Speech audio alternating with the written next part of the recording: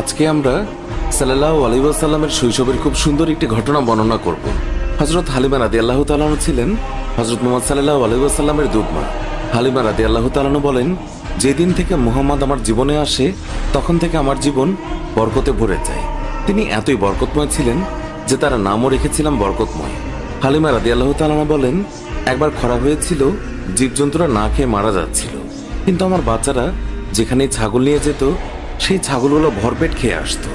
এই অবস্থা দেখে গ্রামের মানুষ তাদের বাচ্চাদের বলতে লাগলো, হালিমার বাচ্চারা যেখানে ছাগল চড়ায় তোমরাও সেখানে যাবে। এরপর থেকে গ্রামের অন্যান্যরাও হালিমার ছাগল যেখানে চড়াতে নিয়ে যেত সেখানে তাদের ছাগল নিয়ে যেত। হালিমার ছাগল এবং গ্রামের অন্যান্য মানুষের ছাগল একসঙ্গে চড়ানো হতো।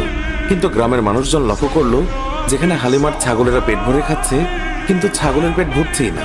হালিমা তখন বলেছিলেন, এগুলো তো সবই মুহাম্মাদের বরকত। তিনি আরো বলেছেন, যখন কারো ছাগল অসুস্থ হয়ে পড়তো তখন গ্রামের মানুষ তাদের ছাগল নিয়ে আমাদের ঘরে চলে আসতো, আর তখন মুহাম্মাদের হাতের স্পর্শ ছাগলের গায়ে বুলিয়ে নিত এবং সঙ্গে সঙ্গে ছাগল সুস্থ হয়ে যেত। এছাড়াও গ্রামের কোনো বাচ্চা অসুস্থ হলেও মুহাম্মাদের কাছে নিয়ে আসতো। মুহাম্মাদের নরম হাতের স্পর্শে বাচ্চারাও সুস্থ হয়ে যেত। একদিন হালিমার মেয়ে বললেন, মা, আমি মুহাম্মাদকেও ছাগল চড়াতে নিয়ে যেতে চাই।